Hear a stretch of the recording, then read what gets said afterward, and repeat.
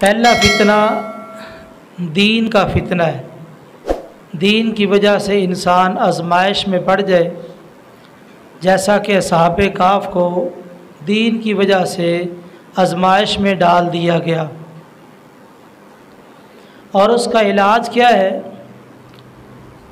اگر انسان دینی فتنوں سے بچنا چاہتا ہے تو نیک لوگوں کی صحبت اختیار کر لے، علماء کے ساتھ چمٹ جائے، اللہ تمام قسم کے فتنوں سے محفوظ فرما لیں گے۔ دوسرا فتنہ مال کا فتنہ ہے۔ مال کی وجہ سے ایک آدمی متکبر بن گیا۔ اب مال کے فتنے سے اگر بچنا چاہتے ہو تو اس کا علاج ہے قل ما شاء اللہ لا قوت الا باللہ۔ جب بھی آپ کسی نعمت کو دیکھیں تو آپ ما شاء اللہ پڑھیں، جو اللہ نے چاہا، لا قوت الا باللہ، اللہ کی توفیق کے بغیر یہ ممکن نہیں ہے۔ تو مال کے فتنے سے بچنے کے لیے انسان کو اللہ کا شکر ادا کرنا چاہیے۔ تو اس کا علاج یہ ہے کہ آپ اللہ کا شکر ادا کرتے رہیں گے تو آپ اس فتنے سے محفوظ رہیں گے۔ اور تیسرا فتنہ علم کا فتنہ ہے۔ جو علم کا فتنہ ہے اس کا علاج تواضع ہے، انسان عاجزی اختیار کرے۔ واقعہ یوں پیش آیا کہ موسیٰ علیہ السلام انہوں نے اپنی قوم میں بیان کیا۔ ایک آدمی نے ان سے سوال کر لیا کہ روئے زمین پر آپ سے بڑا کوئی عالم ہے؟ ان کے ذہن میں یہ تھا کہ میں اللہ کا نبی ہوں، کلیم اللہ ہوں، مجھ سے بڑا عالم کون ہو سکتا ہے؟ تو کہا مجھ سے بڑا عالم کوئی نہیں ہے۔ اللہ کو یہ بات پسند نہ آئی۔ اللہ چاہتے تھے کہ علم کی نسبت میری طرف کی جاتی، اللہ عالم، اللہ سب سے بڑا عالم ہے۔ تو اللہ نے کہا کیوں نہیں، ہمارا ایک بندہ ہے جس کا نام خاضر ہے، مجمع البحرین، جہاں دو دریا جمع ہوتے ہیں وہاں پہ وہ موجود ہے، آپ وہاں پہنچے، اس سے ملاقات کریں اور اس کے پاس آپ ایسا علم پائیں گے جو آپ کے پاس نہیں ہے۔ موسیٰ علیہ السلام نے اپنے شاگرد یوشع بن نون کو ساتھ لیا، طویل سفر کیا، وہاں ملاقات ہوئی۔ ملاقات کے بعد یہ دونوں اللہ کے بندے چل پڑے۔ یہاں پہ رکے کہ خضر علیہ السلام یہ کون تھے؟ ولی تھے، فرشتے تھے یا نبی تھے؟ یہ تینوں اقوال موجود ہے۔ راجح قول کے مطابق خضر علیہ السلام اللہ کے نبی تھے، اور زیادہ تر ان کا تعلق عمرانیات کے ساتھ ہے، آباد کاری کے ساتھ، واللہ عالم۔ ملاقات ہوئی تو کہا میں آپ سے علم سیکھنا چاہتا ہوں۔ خضر علیہ السلام کہنے لگے کہ آپ علم نہیں سیکھ سکتے۔ میں کیوں نہیں سیکھ سکتا؟ آپ اس لیے نہیں سیکھ سکتے کہ آپ صبر نہیں کر پائیں گے۔ جو میرا علم ہے اس میں صبر ضروری ہے، میں خود وضاحت کروں گا، بیان کروں گا، اس تک صبر کرنا بڑا مشکل ہے۔ کہا میں صبر کروں گا۔ خیر چل پڑے، کشتی پہ سوار ہوئے۔ خضر علیہ السلام نے کلاڑا پکڑا، کشتی کا ایک تختہ توڑ دیا۔ موسیٰ علیہ السلام بول پڑے آپ نے یہ کام کیا کیا؟ تو کہا میں نے آپ کو منع نہیں کیا کہ آپ صبر نہیں کر پائیں گے؟ کہا میں بھول گیا ہوں، آئندہ ایسا نہیں کروں گا۔ یہاں پہ ایک نقطہ ہے، دیکھیے دو خراب چیزیں، ایک ہے کشتی کا چھینا جانا، ایک ہے کشتی کا خراب ہونا، عیبدار ہونا۔ یہ دو خرابی ہے نا۔ انبیاء نے ان دو خرابیوں میں سے، یعنی ایک بڑی خرابی ہے کشتی چھن جائے تو مسکین اپنا گزارا کر رہے تھے، ان کا سارا سلسلہ ختم ہو جائے گا۔ دوسرا اس میں مسئلہ یہ ہے کہ کشتی عیبدار ہو جائے۔ تو اب دو خراب چیزوں میں سے چھوٹی چیز کو برداشت کر لینا یہ انبیاء کی سیاست ہے۔ آج کئی لوگ یہ بات کہتے ہیں کہ موجودہ جو سیاست ہے اس کے حوالے سے بعض لوگوں کی طرف کچھ رجحان ہے علماء کرام کا، یہ کیوں ہے؟ حالانکہ یہ جمہوریت ہے، اسلامی نظام الگ چیز ہے۔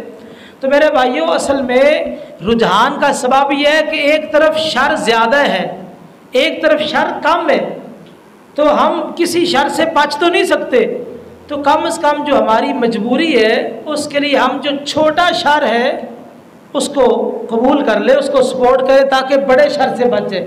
یا کشتی کو عیبدار ہونا یہ تو برداشت کر لیا، لیکن کشتی چھن جاتی تو مسکینوں کا جو گزارا تھا وہ بالکل ختم ہو جاتا۔ یہ نقطہ یہاں سے ملا۔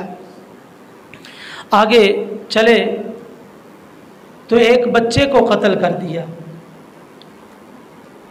موسیٰ علیہ السلام پھر بول پڑے کہ آپ نے ایک معصوم جان کو قتل کر دیا ہے۔ کہا میں نے آپ کو منع نہیں کیا تھا، کہا اگر میں آئندہ سوال کروں تو مجھے اپنے ساتھ نہ رکھنا۔ یہاں پہ ایک نقطہ ہے، اس بچے کی وجہ یہ بیان کی گئی تھی کہ بچہ تو بھی یا کافرہ، تباً کافر پیدا کیا گیا تھا، ماں باپ کے لیے فتنے کا باعث بنتا۔ اب بچے کو قتل کر دیا گیا۔ اس سے پتہ چلا کہ ایمان اتنی قیمتی چیز ہے، ماں باپ اس کے مومن تھے، بچہ کافر تھا۔ ایمان اتنی قیمتی چیز ہے کہ ایمان کی خاطر انسان اولاد کی بھی قربانی دے دیتا ہے، تو اس لیے ایمان کو محفوظ رکھنا چاہیے۔ تیسرا واقعہ یہ پیش آیا، بستی والوں کے پاس گئے، استطعما، ان سے کھانا مانگا، فابوا ان یضیفوہما، انہوں نے کھانے سے انکار کر دیا۔ یہاں پر ایک مفسر نے تبصرہ کیا ہے، کہتے ہیں کہ اگر لوگ آپ کی قدر کو نہیں پہچانتے تو آپ غمگین نہ ہو، پریشان نہ ہو۔ کیوں؟ یہ وقت کے دو نبی ہیں، بستی والوں سے کھانا مانگو، انہوں نے کھانا نہیں کھلایا۔ انبیاء ان کو قوم نے نہیں پہچانا، تو آپ تو عام لوگ ہیں، اگر آپ کو قوم نہیں پہچان رہی تو آپ کی قدر نہیں کر رہی تو آپ پریشان نہ ہوں۔ یہ وقت ہوتا ہے، وقت کے بعد اللہ ضرور عزت عطا کرتے ہیں۔ ضروری نہیں کہ انسان کو ہر مقام پہ پذیرائی حاصل ہو جائے، نہیں، بعض مقام ایسے ہوتے ہیں کہ انسان کی جان پہچان نہیں ہوتی، تو انسان کو یہ غمگین نہیں ہونا چاہیے۔ آگے تیسرا واقعہ یہ دیکھا، جب یہ بستی والوں کے پاس گئے، کھانے کا انکار کر دیا، بستی سے نکل رہے تھے، دو یتیم بچوں کے گھر کی دیوار وہ گرنے والی تھی، خضر علیہ السلام نے اپنے ہاتھ سے اسے سیدھا کر دیا۔ موسیٰ علیہ السلام پھر بول پڑے کہ آپ مزدوری لے لیتے، ہم کھانا ہوٹل سے لے کے کھا لیتے۔ آپ دیکھیے خضر علیہ السلام کو اللہ تعالیٰ نے جو علم عطا کیا، موسیٰ علیہ السلام کا علم دیوار کے ظاہر پر، خضر علیہ السلام کا علم دیوار کے باطن پر، اس میں خزانہ چھپا ہو۔ وہ خضر وہ خزانہ دیکھ رہے ہیں، موسیٰ علیہ السلام ظاہر دیوار دیکھ رہے ہیں، تو پتہ چلا علم میں بڑا فرق ہوتا ہے۔ موسیٰ علیہ السلام کا علم اپنا، خضر علیہ السلام کا علم اپنا ہے۔ تو اس کی وجہ یہ بیان کی گئی، کشتی کی وجہ کہ وہ مسکین لوگوں کی کشتی تھی، بادشاہ چھین رہا تھا، تو اس وجہ سے میں نے عیبدار کر دیا کہ وہ عیبدار سمجھ کے چھوڑ دے گا، ان کا سلسلہ چلتا رہے گا۔ بچہ طبعاً کافر پیدا کیا گیا تھا، ماں باپ فتنے میں مبتلا ہوں گے، اس وجہ سے قتل کیا۔ اور یہ جو دیوار سیدھی کی ہے، یہ دو یتیم بچوں کی گھر کی دیوار تھی، باپ نے فوت ہونے سے پہلے خزانہ نیچے رکھ دیا، جب دیوار گرے گی اس وقت یہ جوان ہو چکے ہوں گے، خزانہ نکال کے اپنی ضرورت پوری کر لیں گے۔ اب دیوار وقت سے پہلے گرنا چاہتی ہے، بچے ابھی تک چھوٹے ہیں۔ فاراد ربو کا، تیرے رب نے ارادہ کیا کہ بچے بڑے ہو جائیں تب خزانہ نکالے، تو اس لیے اللہ نے حکم دیا کہ دیوار کو سیدھا کر دو۔ تو دیکھیے باپ نیک ہے، کان ابوہما صالحا، اللہ کہتے ہیں باپ نیک ہے، باپ کی نیکی کی وجہ سے اولاد کو فائدہ ہو رہا ہے۔ پتہ چلا ماں باپ نیک ہو تو اولاد کو فائدہ ہوتا ہے، اور یہ جو ہماری نیکی ہے نا، یہ متوارث ہوتی ہے، نسل در نسل ان کے فوائد و ثمرات پہنچتے ہیں۔ جناب عبداللہ بن مسعود رضی اللہ تعالیٰ عنہ رات کو تہجد پڑھتے، قریب بیٹا لیٹا ہوتا، اور لمبی نماز پڑھتے اور اپنے بیٹے کو مخاطب کر کے کہتے بیٹا میں یہ لمبی نمازیں تیرے لیے پڑھ رہا ہوں تاکہ تجھے فائدہ پہنچے. تو اس لیے اولاد کے لیے بھی نیکیاں کریں تاکہ اولاد کو فائدہ ملے. اس واقعے سے ایک نقطہ یہ بھی ملا کہ مال ہونے کے باوجود بھی آدمی نیک ہو سکتا ہے. آج کل جن کے پاس چند ٹکے ہیں نا وہ کہتے ہیں ہمارے پاس خارج کرنے کا ٹائم نہیں ہے، یہ مسئلہ وہ مسئلہ، یہ ان کے پاس وقت ہی نہیں ہے. تو یہاں سے یہ نقطہ ملا مال ہونے کے باوجود بھی آدمی نیک ہو سکتا ہے جیسے کہ قرآن نے بیان کیا ہے. اب موسیٰ علیہ السلام کے سارے واقعے سے ایک تو یہ 3 باتوں کا علم ہو گیا جو موسیٰ علیہ السلام کو نہیں تھا. دوسرا یہ مسئلہ علم کے لیے سفر کرنا یہ درست ہے، سفر کے بغیر علم نہیں آتا. اور سفر کے اندر مشقت اٹھانا تو اس سے گھبرانا نہیں چاہیے. جو آپ مشقت اٹھائیں گے اللہ اس کے بدلے میں آپ کو اجر بھی دیں گے، علم بھی دیں گے. اور اسی طرح سفر میں زیادہ راہ لے کے جانا. موسیٰ علیہ السلام ایک مچھلی بھون کے لے کے گئے تھے جو زندہ ہو گئی تھی مجمع البحرین میں جا کے. اور اسی طرح آپ نے جہاں علم حاصل کرنا ہے وہاں کچھ قوانین ہوتے ہیں، فارم دیا جاتا ہے فل کرے. تو اسی طرح خضر علیہ السلام نے کہا کہ آپ نہیں چل سکتے یا آپ صبر نہیں کر پائیں گے تو فارم فل کرنا ہے ادارے کا، تو کوئی حرج نہیں ہے. یہ بھی یہاں سے مسئلہ ثابت ہو رہا ہے. اسی طرح مدارس کے قوانین کا احترام کرنا. اگر آپ قوانین کا احترام نہ کریں مدارس کو حق حاصل ہے کہ آپ کو ادارے سے نکال دیں، کیونکہ خضر علیہ السلام نے کہا کہ میری اور تیری جدائی ہے. 2 نبی ہیں ساتھ نہیں چل سکے، اللہ کا نظام ہے. تو بہرحال اس واقعے سے کئی باتیں معلوم ہوئی ہے. آگے ذوالقرنین رحمہ اللہ کا واقعہ ہے. یہ بادشاہ تھے یا یہ اقتدار اور حکومت کا فتنہ ہے. اب حکومت میں جو آدمی چلا جائے اگر وہ اس کے فتنے سے بچنا چاہتا ہے تو علاج یہ ہے کہ وہ انصاف کرے. بس انصاف کے علاوہ اقتدار کے فتنے سے کوئی بندہ بچ نہیں سکتا. آپ جہاں بھی پہنچ جائیں انصاف کرے. گھر کا معاملہ ہے انصاف کرے، مسجد کا معاملہ ہے انصاف کرے، ادارے کا معاملہ ہے انصاف کرے، حکومت کا معاملہ ہے انصاف کرے. انصاف کے ساتھ آپ اس اقتدار کے فتنے سے بچ سکتے ہیں ورنہ نہیں. تو جناب ذوالقرنین نے مختلف علاقوں کا سفر کیا اور مختلف علاقوں میں لوگوں سے ملاقات ہوئی. بالآخر یاجوج ماجوج کے حوالے سے کہ وہاں ایک قوم تھی یاجوج ماجوج ان کو پریشان کرتے تھے تو وہاں انہوں نے سد سکندری یہ کہاں دیوار بنائی گئی ہے بڑی ریسرچ ہوئی ہے آج تک اس کی کوئی صحیح تحقیق نہیں ہو سکی. جتنے بھی مفسرین ہیں ان کے اندازے ہیں، مورخین کے اندازے ہیں، اس کی صحیح کوئی جامع تصدیق نہیں ہے کہ کس جگہ پہ ہے. اللہ نے اس کو غیب میں رکھا ہے. اور یہ ذوالقرنین جو تھے یہ ہمارے مکران بلوچستان کا علاقہ ہے سمندر کے قریب، یہ مکران تک آئے تھے جناب ذوالقرنین. خیر آگے یہ بات ذکر کی قل هل ننبئکم بالاخسرین اعمالا، کہہ دیجیے کیا میں تمہیں بتاؤں ایسے بندے کے بارے میں جس کے اعمال تباہ ہونے والے ہیں. بالاخسرین اعمالا، جو اعمال کے لحاظ سے برباد ہونے والا ہے. تو اس سے ایک نقطہ ملا. بعض لوگ ان کی سوچ بن چکی ہوتی بس عمل کرو جی عمل ہونا چاہیے، کام ہونا چاہیے، کام کام کام کام. نہیں، آپ ایک مفسر کا تبصرہ ہے، آپ زیادہ اعمال کر رہے ہیں یہ آپ کے حق پر ہونے کی علامت نہیں ہے کہ آپ بہت عمل کر رہے ہیں، کام بہت ہو رہا ہے. کئی لوگ کام سے بڑے متاثر ہوتے ہیں، فلان اتنا کام کیا، فلان اتنا. آپ زیادہ کام کر رہے ہیں آپ کے حق ہونے کی علامت نہیں ہے. حق پر ہونے کی علامت یہ ہے کہ آپ منہج صحابہ پہ چل رہے ہیں. آپ منہج صحابہ پہ ہیں تو آپ حق پہ ہیں. اگر منہج صحابہ پہ نہیں جتنا مرضی عمل کر لو حق آپ کے پاس نہیں ہے. آگے فرمایا فلا نقیم لہم یوم القیامت وزنا، کچھ لوگ قیامت والے دن ایسے ہوں گے ہم ان کے لیے ترازو ہی قائم نہیں کریں گے. اس پر ایک مفسر کا تبصرہ ہے کہ دیکھیے ایک نگاہ ہماری ہے، ایک نگاہ اللہ کی ہے. تو اس لیے آدمی کو اللہ کی نگاہ میں قدر و قیمت والا بننا چاہیے، تاکہ قیامت والے دن ترازو میں اعمال تو لے جائے۔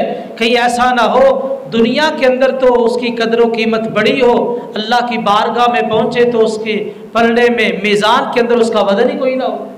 تو اس لیے اصل یہ نہیں ہے کہ آدمی کی دنیا میں عزت بڑی ہے، اصل یہ ہے کہ انسان کے اللہ کے ہاں عزت بڑی ہے، اللہ کے ہاں مقام بڑا ہے۔ آگے سورہ مریم ہے، سورہ مریم کے آغاز میں جناب زکریا علیہ السلام کی دعا کا ذکر کیا گیا۔ زکریا علیہ السلام نے دعا کی نداءً خفیہ، دعا کے آداب میں سے ہے آہستہ آہستہ خفیہ دعا کی جائے۔ اور پھر دعا کے آداب میں سے ایک چیز یہ ہے کہ انسان اپنی عاجزی کا اظہار کرے۔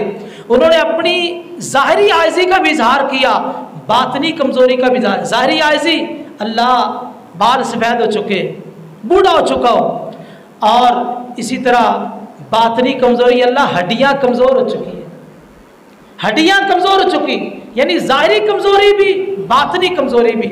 اور دعا پتہ ہے کیسے کرنی ہے؟ دعا کرنے کا طریقہ یہ ہے جس طرح بچہ دودھ مانگتا ہے نا، کوئی دوسرا آپشن ہی نہیں ہوتا اس کے سامنے، جتنا مرضی چپ کرا لو، جب تک دودھ نہیں ملتا چپ نہیں کرتا۔ اس طرح دعا مانگو اللہ سے، تو جب آپ پورے وثوق سے دعا کریں گے اللہ آپ کی ضرور دعا قبول کریں گے۔ ایک واقعہ بالکل مختصر دیپال پور کے علاقے کا یہ واقعہ اور صحیح واقعہ ہے۔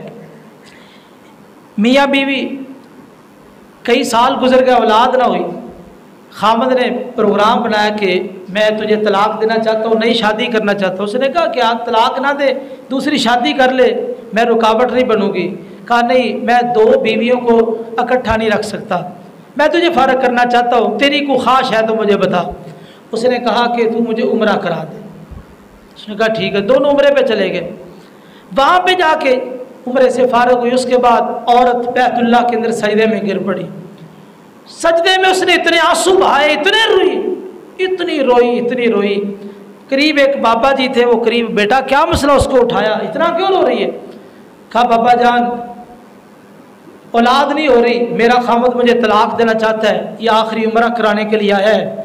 کہا تیری حالت دیکھ کے تو مجھے ترس آ رہا ہے، اللہ کو ترس کیوں نہیں آئے گا؟ اللہ تجھے ضرور اولاد دے گا۔ جب واپس آیا تو اللہ تعالیٰ نے 2 جڑواں بیٹے دے دیے۔ تو اس لیے مانگنے کا طریقہ ایسے مانگو جس طرح دودھ پینے والا بچہ دودھ مانگتا ہے، تو پھر اللہ کیوں نہیں دیتے؟ اور یہ بھی کہا ہم مانگتے اللہ سے، یا اللہ پہلے تو نے کبھی نہیں دیا، اب دے دے، نہیں فلم اکم بھی دعائی کا ربی شقیہ، نہیں یا اللہ تو پہلے بھی مجھے مایوس نہیں کرتا، اب بھی مایوس نہیں کرے گا، یقین سے مانگو۔ اچھا اللہ نے کہا بیٹا ہوگا، فرشتے آ گئے نا محراب میں آ کے خوشخبری سنا دی بیٹا ہوگا۔ پہلے جب مانگ رہے تھے تو اس وقت تعجب نہیں کیا، جب اللہ نے کہا بیٹا ہوگا تو تعجب کرنے لگے، بیٹا کیسے ہوگا، میں بوڑھا ہوں، میری بیوی بانجھ ہے۔ دیکھو جب مانگا تعجب نہیں، جب حکم ہوا ملے گا تو تعجب کر رہے ہیں۔ تو انسان ہے، کمزور ہے۔ تو خیر بیٹا ملا، کیسا؟ 2 بڑی بڑی خوبیاں اس کی بیان کی، ایک اللہ کی عبادت کرنے والا، دوسرا برم بوالدی، ماں باپ کا خدمت گزار۔ تو اولاد کے اندر 2 خوبیاں ہوں تو یہ کمال درجے کی خوبی ہے کہ وہ رب کی بھی عبادت کرے، ماں باپ کی خدمت گزار ہوں۔ آگے جناب مریم علیہ السلام کا ذکر کیا گیا، ان کے پاس جناب جبریل آئے اور بیوی مریم نے جب دیکھا تو کہا اگر تو اللہ سے ڈرنے والا ہے تو چلا جا، ان کنت تقیہ۔ پتہ یہ چلا جو متقی انسان ہوتا ہے وہ کسی عورت کے ساتھ تنہائی اختیار نہیں کرتا، متقی آدمی کسی عورت سے تنہائی اختیار نہیں کرتا، یہ یہاں سے نقطہ مل رہا ہے۔ خیر کہا میں اللہ کی طرف سے فرشتہ ہوں، وہ اللہ تجھے بیٹا دینا چاہتے۔ خیر یہ ساری باتیں بتائی۔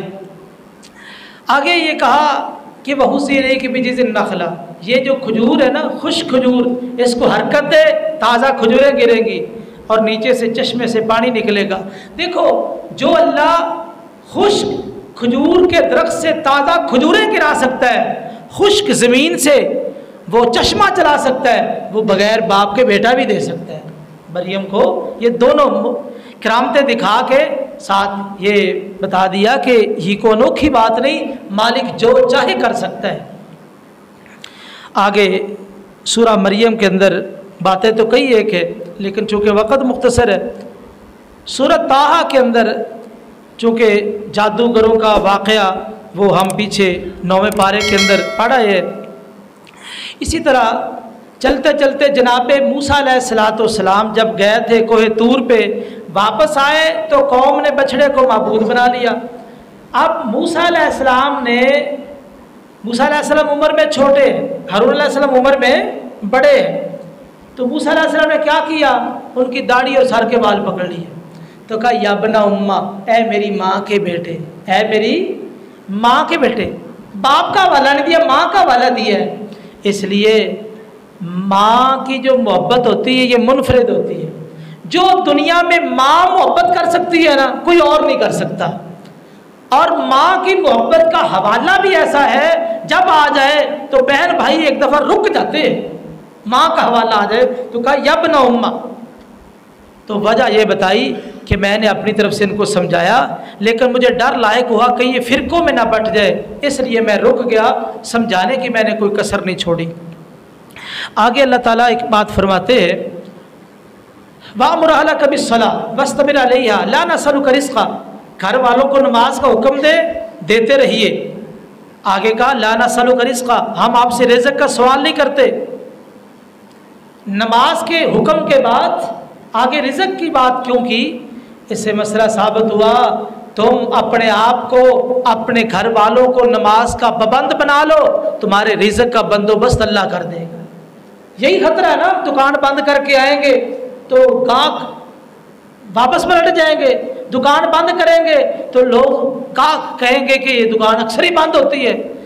तुम अपने आप को नमाजी बनाओ, अपने घर वालों को नमाजी बना दो, तुम नमाज के पाबंद बन जाओ, अल्लाह ताला तुम्हारे रिज़्क़ के सारे इंतजामात कर देगा। आगे ज़हरतुल हयात दुनिया, दुनिया की ज़िंदगी को फूल कहा गया है, दुनिया की ज़िंदगी को फूल कहा गया। देखिए फूल खूबसूरत होता है, खुशबूदार होता है, लेकिन ये खूबसूरती और ये खुशबू दायमी नहीं, आर्जी।